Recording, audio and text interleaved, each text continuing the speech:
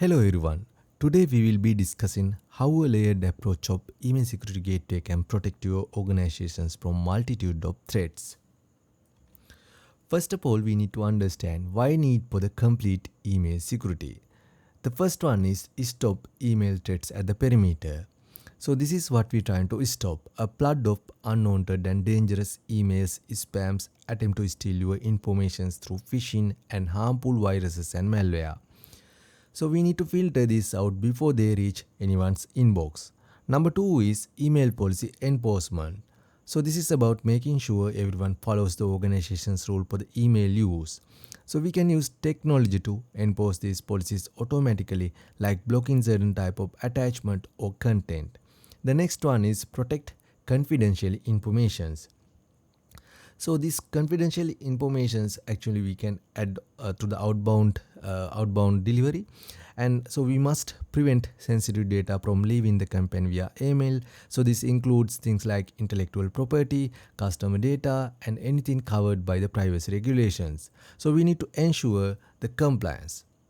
The finally internal threats. So it's not just external threats. Sometimes the danger comes from within the organization. An infected user can accidentally spread malware to the others. So we also want to avoid our email server getting blacklisted, so which can happen if we send out too much spams or malicious content.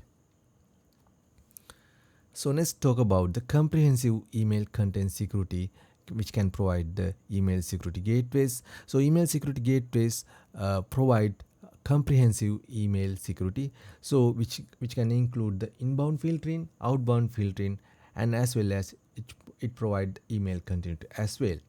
So if we talk about inbound filtering, so it contains mainly two layers. One is connection management layer, so other one is content scanning layer.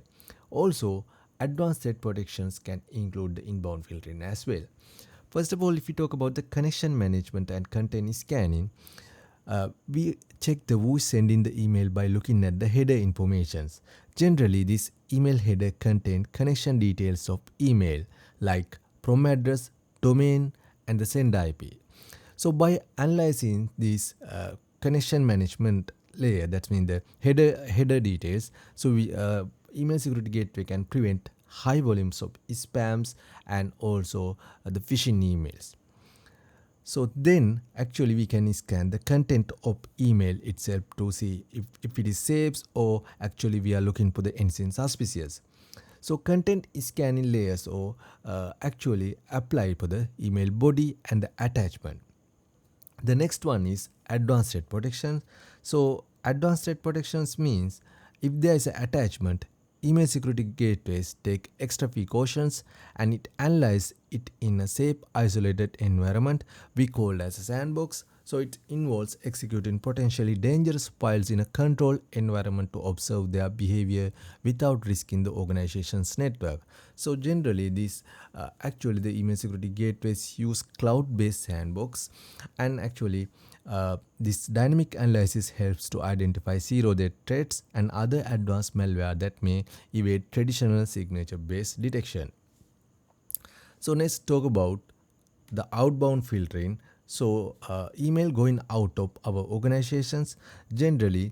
So this outbound filtering content actually includes the content scanning. So just like with inbound emails, so we can scan the content of outbound emails to make sure nothing inappropriate or sensitive being sent. And also the outbound mail, actually we can include the DLP feature, that's mean data loss preventions. So this is about stopping sensitive informations from leaving our organization. So we are looking for things like credit card numbers or the confidentiality document. The next one is we can apply the email encryptions. So the email encryptions means for the sensitive emails we use encryptions to scramble the messages, so only the intended recipient can read it. Think of like secret code. The finally actually the email continuity. So email continuity means this ensure we can still send and receive email even if our email system has a problem. So if our email server is unavailable, so in the cloud-based service provide email continuity service in a ESGs, actually this minimize the downtime. The key benefit of email continuity is that minimize the downtime, so even the during problem, so we can keep communicating. So let's talk about the connection management layer. So if you talk about the incoming mail, so you can see when we receive the incoming mails, it will go into the layered approach. There are several layers we can actually identify. So you can see the first under the connection management layer in the ESG, it actually going through the network DOS protections, then rate control will apply, then the IP analysis, send authentication, and then final recipient verifications. So these 5 steps generally contains email security gateways and the connection management layer. So by analyzing the header details, the first one is network DOS protection. So this protect us from the attacks that try to flood our email server with so many requests that it crashes. So we block these overwhelming attacks like DOS attacks. The next one is the rate control. So we can limit how many emails a single sender can send in a certain time. For example, 30 minutes. So maximum you can send 1,000 emails to a domain. So if this exceeded, it will the email security gateways automatically control this rate. Then it will block the incoming mails from that particular sender. So actually this helps to prevent spam and abuse. And the next one is IP analysis. So we call as a RBL, that means reputation block list analysis. That's mean if we receive email, it will analyze the header details and identify the sender IP address. Then analyzing the sender IP address, which is like their computer address on the internet. So we can block email from known spammers, known blacklisted IPs addresses. So actually we use the RBL service as per the IP analysis. RBLs means reputation block list. So generally these email security vendors maintaining the database of block list. So it's dynamically updating. So by analyzing these details, it can identify the known spammers. The next one is send authentications. So actually we need to verify that sender is who they are, and this is actually help prevent people from this help prevent people from pretending to be someone else. So we use things like SPF, DKIM, DMARC to do this. So SPF means sender proof policy framework. So only the trusted senders can send the emails. So generally we need to update through the DNS code of these SPF, DKIM, and DMARC. Then finally the recipient verifications. This means we double check that email address the sender is trying to send the actual exist. So this help us prevent email from bouncing and keeps our system is clean. So these are the 5 steps. Let's talk about the next content scanning layers. So content scanning layers contain another actually the multi-layered approach. So it contains virus scanning, fingerprint analysis, intent analysis, and we can actually add some custom policies, and also we can see the spam ISCO. So if we talk about the detail about this actually the content scanning layer, first one is virus scanning. So we can scan the email and any attachment for the viruses. So we looking for the non-malicious code that could harm our systems. So generally the ESG's email security gateways use the predefined virus database. That means actually their own proprietary database or open source virus signatures used to scan this content. And the next one is fingerprint analysis. This means actually this is like comparing the email to the database of known spams or phishing emails. So we looking for the patterns and similarities that indicate the malicious emails. Also we can provide the known spams emails to these email security vendors. Then they can add the fingerprint of these the patterns of identify the patterns of these kind of spam mails. So similar patterns in the future won't get into your ESGs. Actually it will block through the ESGs. And the next one is intent analysis. So we can try to understand the intent of the email. So it is trying to trick you into the clicking link. it is asking for the sensitive informations. So we can analyze the language and its structure to see if it is suspicious. And the next one is the custom policy. So custom policy means so you can apply some sender based policies, geolocation based policies, or any content based policies or attachment filterings. So these can be added as a custom policy. So finally, the spam score. So we can set up customer rule to so if you talk about the actually these spam score based on the all of these checks. So we can assign a spam score to each email. That means so we can analyze the email and completely, and we can identify the behavior. So based on this behavior, actually we assign the spam most to each and every email. So the higher the scores, the more likely to is to be a spam. So we use this score to decide whether to block the email or send it to the spam folder. So that's how the spam score works. So like that, there are 5 layers in this content scanning layer. So after that, it will deliver to the mail server. So that's the steps actually perform in this connection management layer and the content scanning layer. So altogether you can see this is how the ESG works. There are multi-layered depends. You can see the connection management layers and actually the content scanning layers all together actually that is combining the email security gateway. Okay. So let's talk about the advanced threat protections. Also, this ATP or the advanced threat protections apply for the inbound emails. So actually the customer can select whether they want these ATP functions, because most of these email security vendors use this ATP as a additional subscriptions. That means you need to additionally pay for this service. So if you want to block unwanted emails or suspicious emails, especially the 0-day exploits, so you can use ATP feature. So generally this ATP will work on the cloud. That's mean so your email security platform will be a hybrid setup or completely cloud deployment will be consider. So if you talk about totally SaaS based solutions. So in this scenario, what is ATP? ATP means actually traditional virus scans are good, but they can miss new and sneaky threats. So ATP step into the catch those advanced malware, 0-day exploit, and targeted attacks that slips past regular defenses. So if we talk about how ATP works. So when an email with an attachment comes in, ATP doesn't just scan it on your computer. That means instead it's sent to into separate area in the cloud. So this area is isolated, meaning if the attachment is harmful, it can hurt your network.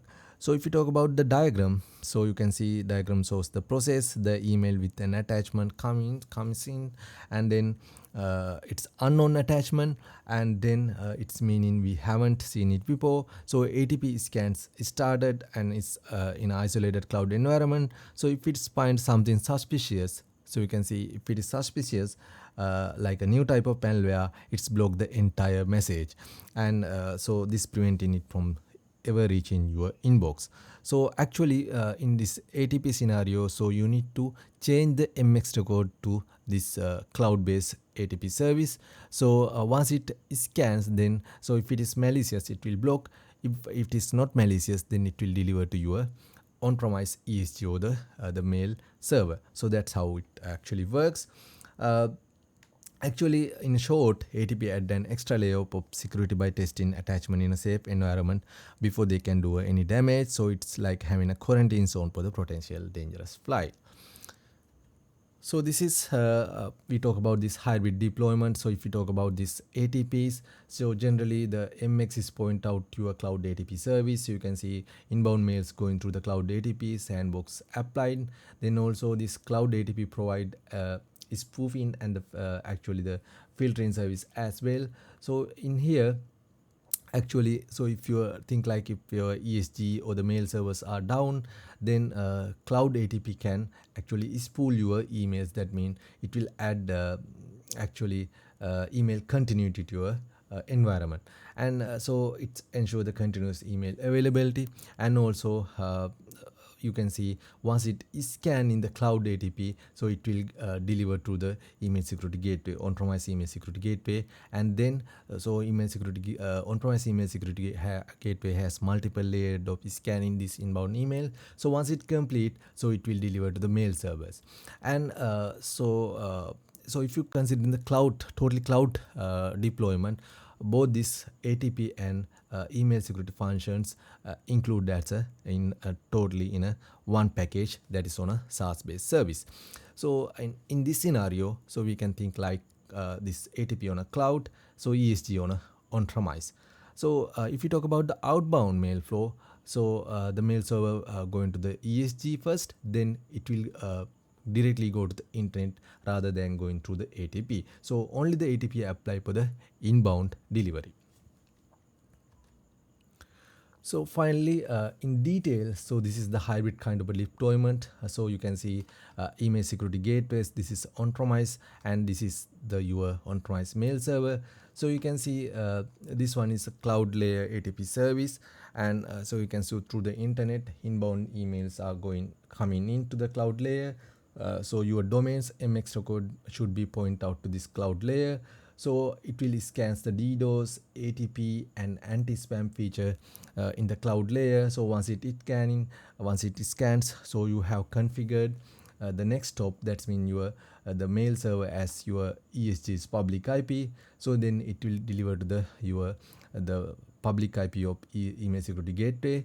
Then it will go into multiple layers. You can see DDoS, rate control, IP analysis, send authentications, recipient verifications. So these are actually the connection management layer. Then the content scanning layer is scanning, virus scanning, fingerprint analysis, intent. And so if you configure the custom policies, then it will applicable for those policies. The finally spam score technique. So once it all analyzed, then actually it will deliver to the mail server. So that's mean, so the multiple reasons can be have in a block list. That mean for example these ESGs have this email log. So by viewing this email message log, so you can identify who are the emails getting blocked, or actually the quarantined, or going to the good emails. So those can be identified in the message log. So also these ESGs actually use threat intel, the real-time threat intel, actually they are applicable for this cloud layer and the email security gateway. So if you talk about the outbound delivery, you can see the bottom line is the outbound delivery. So once it send out through the email, so it will go into the rate control and outbound rate controls. That mean there are certain time period only specific rate can be through the email security gateway, and then it will go in the anti-spams and antivirus, and then custom policy engines also applicable. So once it complete these layers of outbound delivery, and so you can configure whether you want to allow totally these outbound emails to the internet. So you can see it's directly going to the internet, or else you can actually configure the encryptions as well. So if you added the encryptions based on some kind of a criteria, that's mean content based criteria. For example, so if password file or any credit card number is content in this email body, so you can encrypt the email. That's mean the action you can set as an encryption. Then encryptions mean it won't directly go into the user's inbox, and rather than it will encrypt the email message. So generally the recipient can recipient will get only email link. He cannot actually through the email actually the software, that means email client software, he can't read the email. He only see some link. Then he can click that link. He can first set up their cloud account, that means email provider cloud account. So once he visited this cloud account, he can see the email. So that's how the encrypted email works. Generally the recipient's email client software through that email client software you can't read the email if it is encrypted. So you want to go to the cloud, that's mean the email provider's cloud account to see this email. So that's how generally this encryption works. So hope you actually understand this kind of a hybrid deployment, and this is all in one hybrid deployment, and hope you understand. Thank you very much.